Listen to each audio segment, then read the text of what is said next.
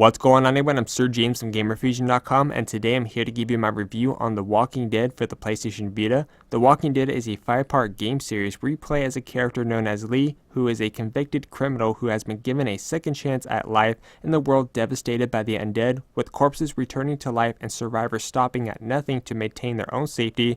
As you protect an orphaned girl named Clementine, they offer you redemption in the world that's gone to hell. As for the graphics, how's the graphics on the PlayStation Vita version? And I gotta say, they are great. Of course, what you're seeing currently in the video is not going to capture what you see in person. In person, it does look 100 times better. Of course, this game is based off the Robert Kirkman's award-winning comic book series, so the game does have that really nice comic book feel to it. So overall, it does look great on the PlayStation Vita, and I gotta say, it's really impressive. As for the gameplay is quite simple. What's cool is that on the PlayStation Vita version, you're given two options to play the game. Option 1 allows you to use the touchscreen interface only, which you will be using 99% of the time, or option 2 will allow you to use the buttons and analog sticks if you don't like using the touchscreen interface.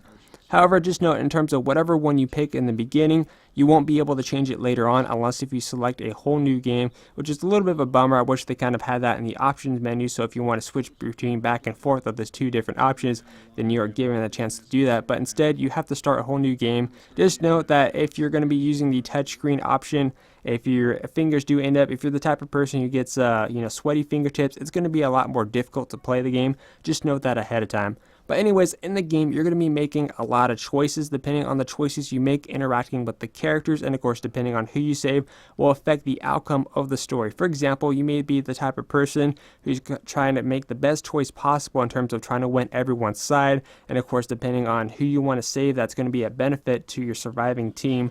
It's going to be a lot more difficult. So in terms of every time you play the game, no matter what kind of choices you make, the story is always going to change, which is really nice because this game is very story focused, and I really like that.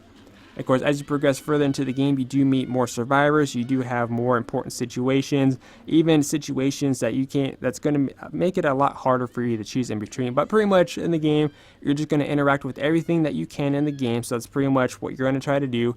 Each story or chapter will take you about an hour and a half to 2 hours to complete. That's if you're choosing to interact with every single object, because like I said, it's story focused, so the choices you make will affect the outcome of the game. As for the sound in this game is really good as well, from the music, from the details and the environments, the sound effects, and of course the main highlight is the voice acting in the game. I like the fact that the voice actors did such a good job bringing to life each of the characters involved in the game, thus making you build a bond between the relationship with some of the characters you meet in the game. But overall, the sound is great and the voice acting was just outstanding. As for the lifespan, what kind of lifespan do we see in a game like this? To me, this game has a really good lifespan. On the PlayStation Vita version, you're granted access to episodes 1 through 5 plus the bonus 400 days, and of course, as I stated earlier in this review, the choices you make in this game will affect the outcome of the story. So for example, maybe your first playthrough you chose to save these specific amount of characters, and then maybe during your second playthrough you choose to save the opposite and see how the story affects that. And of course, maybe during your first playthrough you wanted to make the best possible choice to make sure everyone's happy, and then during your second playthrough maybe you want to be the complete jerk and see how everyone reacts to your decisions during that time. So to me, this game offers a lot of replay value. If you're the type of person who's going to enjoy a deep storytelling game, this is one that's definitely going to invest a lot of your time and does look really good on the PlayStation Vita. As for the innovative, was there anything new here, or was this stuff that we already seen before? I've seen a lot of games that try to involve the whole storytelling process, but this game, The Walking Dead by Telltale, did such an amazing job in terms of the storytelling that I was really impressed. Now, the only issue I had with the PlayStation Vita version was that if you choose to use the touchscreen option, you can't switch it back in terms of the main menu, and the fact that you have to start a whole new game, that's just a minor gripe. And the other thing I noticed on the PlayStation Vita version, because that's the common question I've been getting, is there any lag?